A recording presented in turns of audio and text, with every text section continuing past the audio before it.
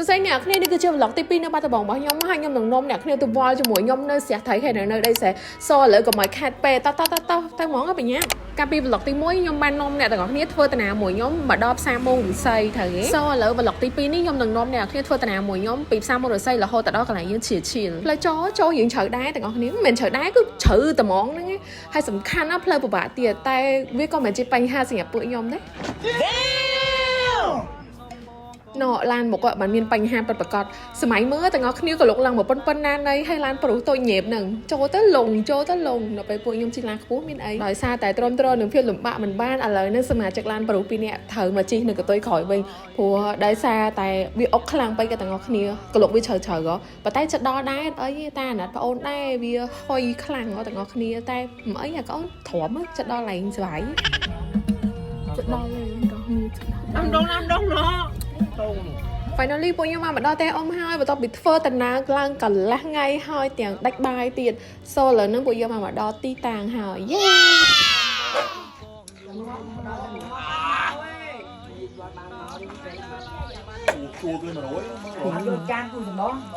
អូយសូមកចាគ្រាន់មកដល់ភ្លាមមានជាការហត់ទៅហៅមើលចក្រានបាយមុនគេឃើញស្លកកោទាំងអស់គ្នាឆ្ងាញ់សាហើយខ្ញុំហ៊ាននិយាយឲ្យលេខ1ហ្មងទាំងអស់គ្នាមើលតែមាត់ខ្ញុំមកដឹងហើយនិយាយមែនចាំដៃហ្នឹងចាអូនងសាំតើកូនសុំមកមាត់មួយអូបងប្អូនអ្នកគ្នា I'm sorry នេះចាកញ្ញាស្រីមកមានជាការមុំម៉ៃជាមួយនាងខ្ញុំជាខ្លាំងដោយសារតែពេលមកភ្លាមនោះអត់បានជួយរើវ៉ាន់ទេទាំងអស់គ្នាគ្រាន់ឡានឈប់ងក់ណ៎ខ្ញុំពីអ្នកស្រីទៅរកបាយជាក្រានបាយបន្ទាប់ពីស្រឡាញ់ខ្លួនឯងហើយឥឡូវដល់ពេលឡើងទៅរើឡានមិនឡើងទៅរើឡានទេឡើងទៅរើវ៉ាន់នៅលើឡានប្រហោទាំងអស់គ្នាឃើញខ្ញុំរើអីគេអាតង់បោះទឹកប្រាក់នេះចុះពីលើឡានទាំងអស់គ្នាខ្ញុំនិយាយមែនថាពេលនោះខ្ញុំល្ងងក៏ថាបានដែរខ្ញុំស្មានថាអាតង់ស្មាតអាតង់នឹងតង់សម្រាប់យើងបោះដេកយប់ឡើងខ្ញុំគិតថាយើងមកគ្នាច្រើនអញ្ចឹងយើងមានកន្លែងដេកអីច្រើនអញ្ចឹងណាយើងបោះតង់នឹងមួយដេកបើថាខ្ញុំតែឯងណាវាអញ្ចឹងណាឲ្យសិមុចនេះស្អីដែរតែប៉តង់គេគ្រប់ឡានសោះអើយហត់មួយហែងនេះស្អីដែរគេឃើញអត់ការមកណាថាស្ដេចធើផងមើលស្ដេចធើស្ដេចគួរតូចថាតាមស្អំ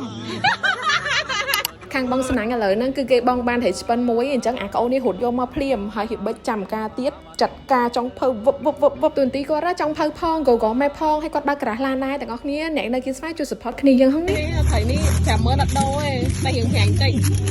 តោះឥឡូវទុកចង់ភៅម្ដុំសិនអ្នកគ្នាទៅមើលគេបងស្នាញ់នៅស្រះត្រីមួយខ្ញុំតោះអ្នកគ្នាឥឡូវនេះយើងមកមើលបងគាត់បូមត្រីគាត់បងស្នាញ់ត្រីអញ្ចឹងទាំងអស់គ្នាពួកឯងនៅស្រះខាងក្រោយហ្នឹងតែស្រះខាងក្រោយដីបងអ៊ំហ្នឹងគាត់មានស្នាញ់ហ៎គាត់មានអីគេមានស្រះថៃសូនអ្នកគ្នាទៅមើលពួកខ្ញុំ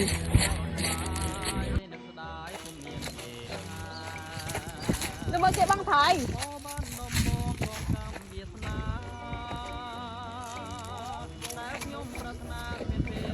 បានអត់ណាអូន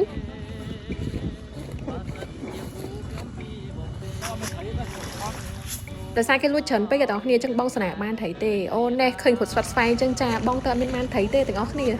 គ្មានទេបាទល្អមើលទេអូហ្នឹងបងប្អូនត្រីកំភ្លៀងមួយឥឡូវហ្នឹងបានកែមួយទៀតនោះកែនៅខាងក្រោមអូបងប្អូនទាំងអស់គ្នាត្រីកំភ្លៀងមួយមកដល់គ្នាទៀតអូយដាច់អូព្រោះអញហើយអូយត្រីព្រោះអញហើយផ្អែមណាត្រីដាច់សែដោយសារតែបងស្នាញ់បានត្រីទេទាំងអស់គ្នាហើយនៅមួយថ្ងៃរៀបលេខទៀតចាំងមកស្អាតមែនតើបើនៅក្រៅស្អាតជាងក្នុងវីដេអូហ្នឹងទៀតទាំងអស់គ្នាក៏នាំគ្នាមកថតរូបលេងទៅដើម្បីកុំឲ្យខាតបងគ្នាឥឡូវនេះយើងទៅបងស្នាញ់ត្រីទៅព្រៃទាំងអស់គ្នានេះបងស្នាញ់ត្រីរបស់យើងទាំងអស់គ្នាបានត្រីឆ្ពិនមួយមន់នៅស្រុកម៉ូឬសើឆ្កេងសាហាវវិទ្យាបាញ់trong videoនេះរៀងវល់ៗទាំងអស់គ្នាវីដេអូរៀងញ៉ៃព្រោះដោយសារល្បួយ enjoy live ដល់ពេលចឹងទៅអត់បានថតទេមានទៅភ្លេចថត vlog ហ្មង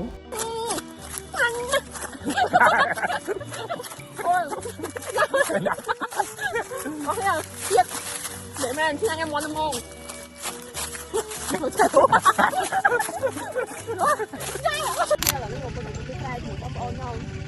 អូយបែរហ្មងចាំនិយាយចឹងណាមកចាំមក Con ngoan đi. Tôi mong mong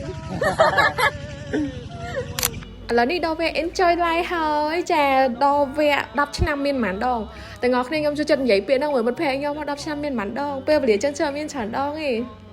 តែវាពិតជាត្រូវមែនត្រូវអញ្ចឹងវីដេអូនេះសូម enjoy life ប៉ុណ្ណឹងសិនណាទាំងអស់គ្នាជួបគ្នានៅវីដេអូក្រោយទៀត enjoy life ជាងនឹងទៀត bye